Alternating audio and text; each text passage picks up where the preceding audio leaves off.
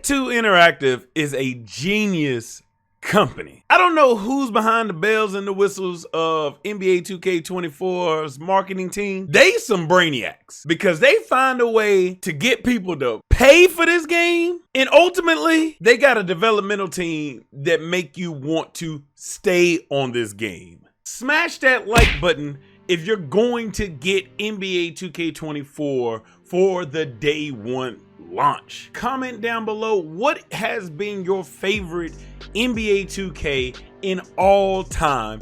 Mine is probably NBA 2K17 for the juice combination and just the rollout, and that's when I really started to grind NBA 2K. Subscribe if you're brand new. I got all kinds of videos for you, and particularly when that 2K24 drops, we're gonna be doing everything. So smash that subscribe button with that post notification bell so you don't miss a thing. Let's get straight into the juiciness and what I'm talking about when I call Take-Two Interactive a genius. You may hate them. You may not like the way that they roll out all of the VC purchase prices. You may hate that aspect of it. But here's the thing. You keep buying it. You keep playing the game every single year. You wouldn't have clicked on this video if you didn't have interest in NBA 2K. They got you. They get me every year. Every year it's the same thing for me. Hey, I'm not gonna play it. I'm not gonna get 2K this year. This year might be the year I might not play 2K. That's a bunch of bull. Because every time around this time, right at that end of August, beginning of September time of the year, I get 2K. They are some genius because the marketing scheme that they have, the rollout that they have, the ever so slowly increasing of excitement that they create is absolutely genius. Not only are they genius money makers because every year they're making billions of dollars, there's another metric that isn't talked about enough in the gaming community as to why games are successful, and that is time spent on the game. The amount of hours plays an important role of developmental dollars. Take-Two Interactive have hired some amazing people to keep you buying the game and playing the game. This week's Mamba Moments was introduced, a way to keep the Kobe fan engaged. By now, probably everybody is a Kobe fan. It plays on our heartstrings. It's like, oh my gosh, I gotta play this Mamba Moments because this is Kobe's legacy. That in itself is a genius move to get you to play the game more. The Western Conference semifinals, game 4 in 2001 when he's playing against the Kings. The 3-point record on January 7th. The mentee faces his mentor when he plays Jordan. Kobe erupts for 62 in 3 quarters against the Mavericks. 3-point barrage leads to 65-point game. 2008 Western Conference Finals. The 2010 Finals, game 7. Look at the detail in Rondo's patch. Genius move by the developmental team to keep us playing the game. In NBA 2K23, I didn't even play the Jordan moments, and I absolutely love Michael Jordan. This takes it to a whole nother level just because of the implications that Kobe Bryant is no longer with us. This is a way to remember the great Kobe Bryant. And if that wasn't enough, this week they also gave us My Player Builder and new badge progression information. This is where a majority of my time is spent.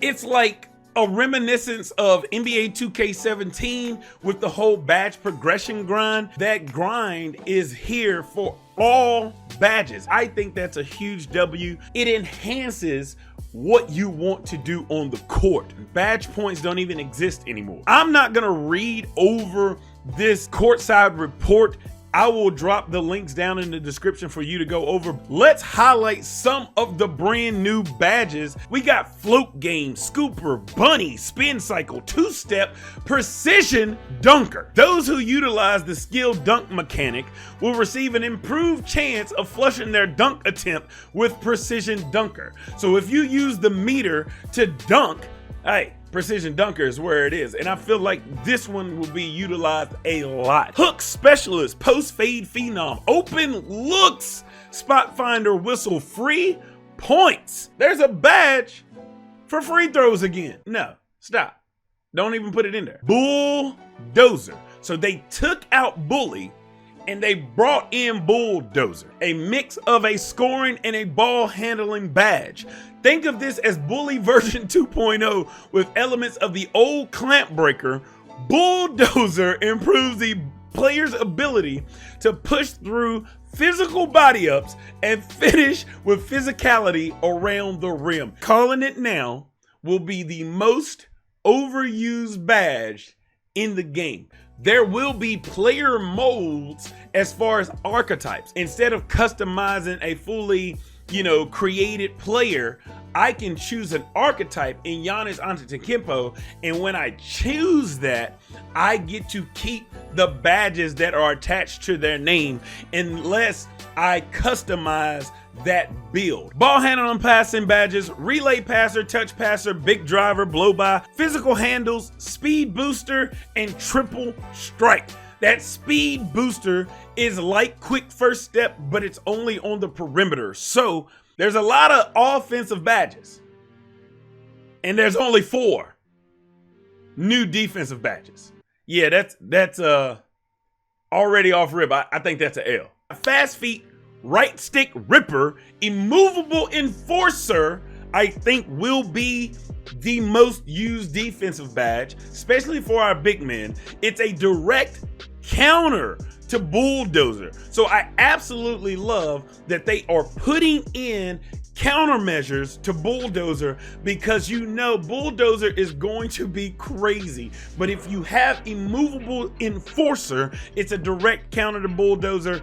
It allows defenders to win physical matchups when it comes to body ups and contact layups. That's going to beef up the paint, and I need all my bigs to have that. All of them. It's a non-negotiable. And then you got 94 feet. Basically, it's clamps all the way down the court. And then it gets into the coup de grace, the badge progression. In order to unlock a Hall of Fame, a gold, a silver, or a bronze badge, you have to have the necessary attributes. You got S tier, A tier, B tier, and C tier, even though B tier isn't pictured here. This is where I think most of the grind will come from. In 2K24, the badge progression also has regression. So in order to keep the badge at wherever you want it to be at its optimal level for you, you got to keep it up to par. You got to keep doing it. So for example, Claymore is going to increase the ability to knock down perimeter shots from spotting up and waiting patiently. In order to keep that at gold or get it to Hall of Fame, you got to keep firing off that badge. My career, you got to be doing Claymore. In the park, you got to be doing Claymore. At the rec, you got to be doing Claymore. Pro-Am, Claymore. You got to keep firing off. I hope 2K does a better job of notifying us when that badge is firing off, because just like I do, there's always been trouble with certain badges popping up in that upper right corner when you actually do whatever the badge says you need to do. So I hope they do a better job of notifying us when that badge is actually active. You grind that badge and you get it to where it is, and then you fall off using that badge, well, that badge will regress from whatever level you have it at. For example, if it's at Hall of Fame, you stop using Claymore, it will drop back down to gold and will go all the way down to bronze if you stop using it in order for you to build it back up. For an added protective measure, once it drops down and you've already reached it once, you will be able to reach the next level faster the next time. There will be perks that you can achieve to help you grind that badge either faster or help you not lose that badge. Overdrive, Immunity, Drill Savant, Scholar, and we have Winner Circle and High Risk. Overdrive helps you accelerate that badge progression. Immunity helps you not lose that badge progression.